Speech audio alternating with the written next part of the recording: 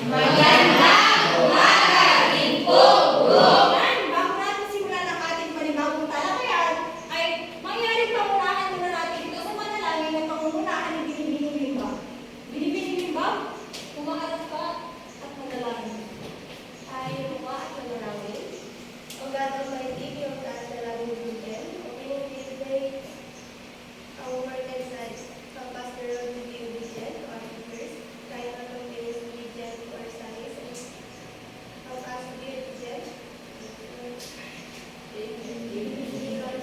Yan, bago kayo umupo, mangyaring tignan mo na pulutin ang mga kalat at ayusin ang iyong mga upuan.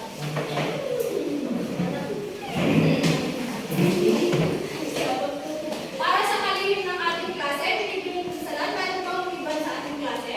Wala po, Guro. Nakakagalak sapagkat walang lumiban sa klase at walang mahuhuli sa ating leksyon. Ayan, bago tayo lumako sa panibagong talakayan ay magbabalik-aral muna tayo. May inihanda akong laro dito na pinamagatang saluhin mo ako. Para sa kanuto, binibining dito, maaari pang masahin. Ang guro ay may nakahagis na bola. Kung sinong maswerte makasalo, ito ang siyang sasagot sa tanong mula sa guro.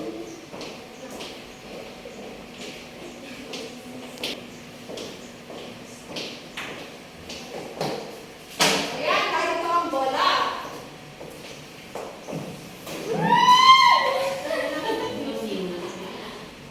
Walang kiss, bro. Dilaw, kantahan mo. Umpisan mo, go. Para sa katanungan, binibini ano ang ating nakaraang leksyon. So, ako din ang pang-request po natin, Guro, ay nakakaraan natin, Guro, ay tungkol sa register ng pang-akademya. Mahusay. Para naman sa panibagong aktibidad, papangalanan natin ito, tanong ko, sagot mo.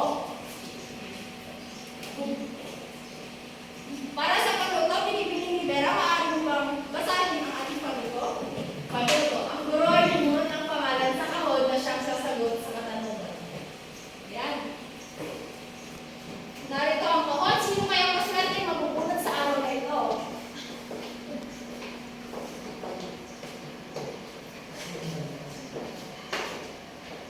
Ikaw ang maswerte mabunot, binibining limba. Kumaharap ka, sagutin ang aking katanungan.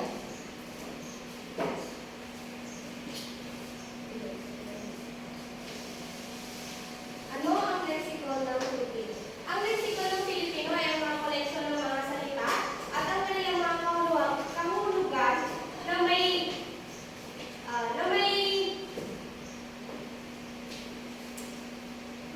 katumbas or kahulugan. Oo, may definition sa wikang Pilipino. Mahusay.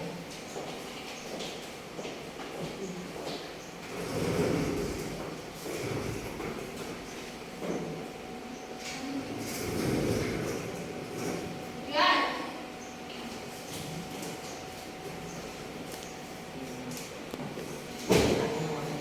Tama ko rin sinabi, ang lexicon ay ang kabuuan ng mga salita, ang vocabulary ginagamit sa wikang Pilipino. Ito ay naglalaman ng mga salita at kanilang kahulugan na ginagamit sa pang-araw-araw na pakikipagkomunikasyon. Alam naman natin na ang lexicon ng wikang Pilipino ay mahalaga sa ating bilang isang mag-aaral sapagkat ito ang ginagamit. Sapagkat ang mga salitang ginagamit natin ay nagkakaroon ng mga kahulugan o katumbas na salita. Para sa panibagong aktibidad na naman ay mayroon ulit akong inihandang laro pinamagatang samot-saring tanong, samot-saring sagot. Para sa panuto, binibining pinsalan, maaari po basahin ang panuto. Panuto, kapag naginanggulo ang klase sa dalawang pangkat, ay mabibigyan ng sobre at sa loob ng sobre ay may jumbled letter ang bawat grupo at paunahan sa pagbuo na at ididikit sa harapan. Pagkatapos buuin ito isa-isa na makahanapin ang salin nito sa Ingles na siyang ididikit din sa tapat ng mabuong salita. Ayan, papapatid ko kayo sa dalawa. Ito ang unang pangkat at ang pangalawang pangkat. Ito ang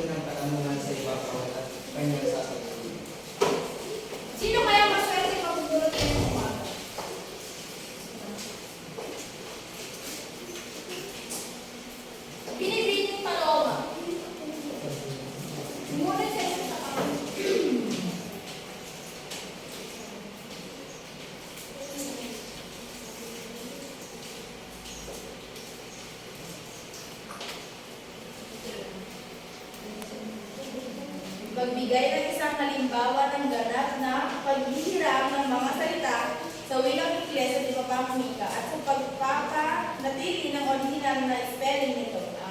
Photosynthesis po. Ang isang mga halimbawa nito is pizza. Meron bang sayon sa Tagalog o Filipino ang salitang pizza? Wala. Para naman sa ikalawang katanungan. Binibining mo libo?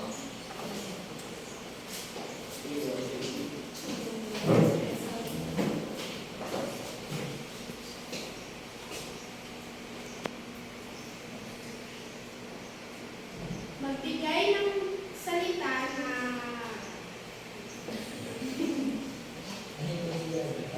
magbigay ng salita na nalalakian ng salitang Ingles na di na binabago ang taytay. Fire drill po. Mag-fire drill. Mag-fire drill. Sino ba ang nakakaalam ng mga salita nilalagyan ng salitang Ingles na hindi nito binago sa taytay? Meron pa ba kayo nalalaman? Air fryer. Maaari ka bang tumayo hindi? Air fryer po. Para sa susunod, sa ulang katanungan, binibining ka lang please.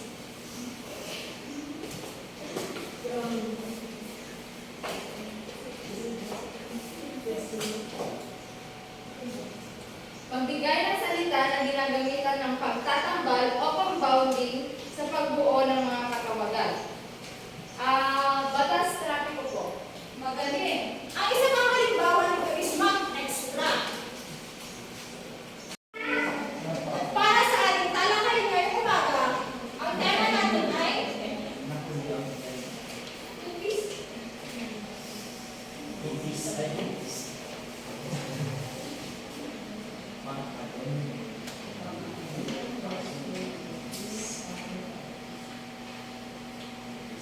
Ngunit, dadaan na tayo sa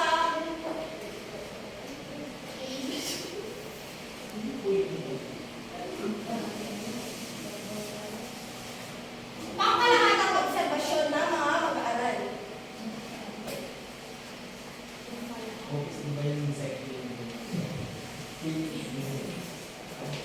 Para sa susunod na namang laro, ikaw ay papamagat ang ating tutunan na.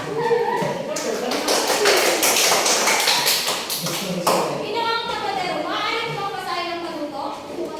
Manuto. Ang turo ay magtatawag ng pangalan na siya pipili ng lobo sa harapan. At sa loob ng lobo ay may nag-aantay na katanungan na siya sasagutin ng natawag na pangalan. Ngunit tututukin lamang ang lobo gamit lamang ang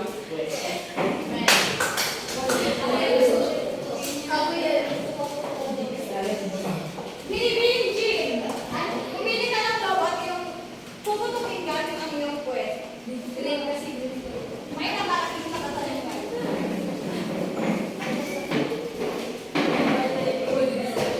Kumala lang sa floor.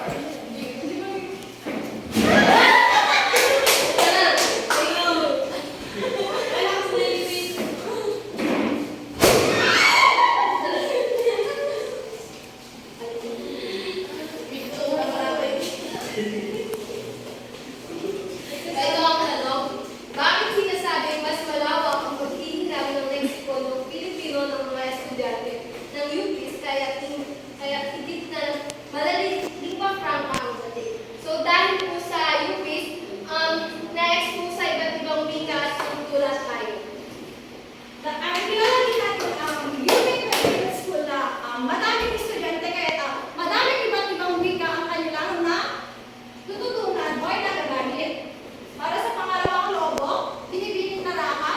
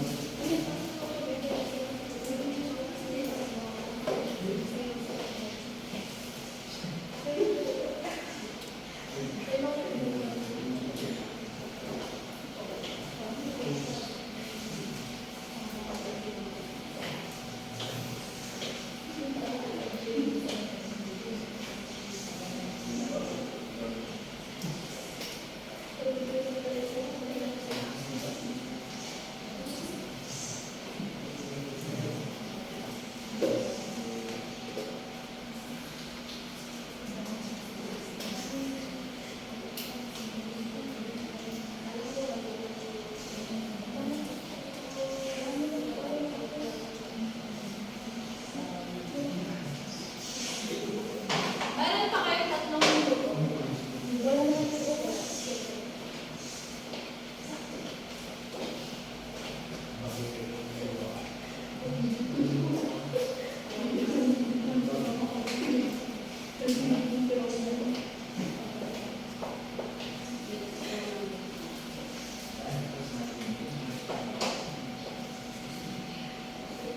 Ipasa na ang inyong mga papel.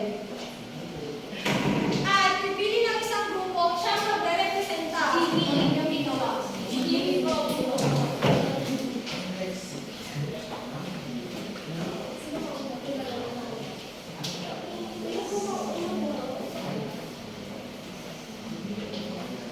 Ang ikalawang grupo ako ang unang mag-represent.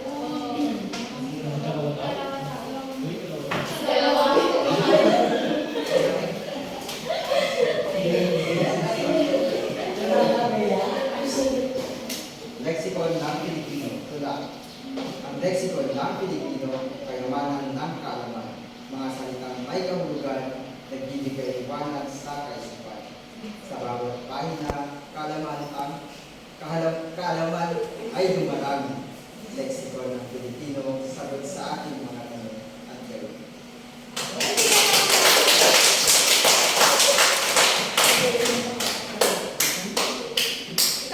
Unang grupo, maikling kwento. Sa isang maliit na bayan sa Pilipinas, may isang batang nangangarap na maging isang magaling na manunulat. Araw-araw siya'y nagbabasa ng mga aklat at leksyon sa leksikon ng Pilipino. Sa bawat pahina na binabasa niya, unti-unti niyang natutunan ang kahulugan ng bawat salita at ganda ng paggamit ng wika. May isang araw, may isang patimpalak sa paaralan na nagtakda ng pagsulat ng maikling kwento. Dahil sa kanyang pag-aaral sa leksyon, siya'y naging inspirado at nagsulat ng kwento na puno ng kahulugan at ganda ng wika. Sa patimpalak, siya'y itinanghal bilang kampiyon at itinuring na alamat sa pagsulat. Ang Mexico ng Pilipino ay hindi lamang aklat ng mga salita at kahulugan. Ito rin ay gabay sa paglikha ng mga kwento na puno ng aral at inspirasyon. Ngayon, para naman sa susunod na aktibidad natin gagawin, papamagatan natin ito, ilahad mo ako. Para sa panuto,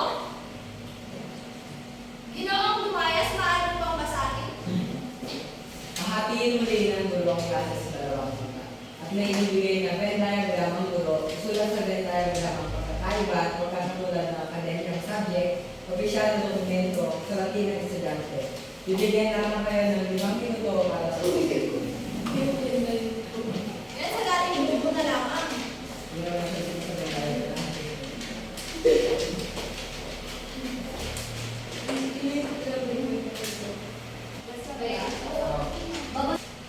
Yan, gusto naman sige.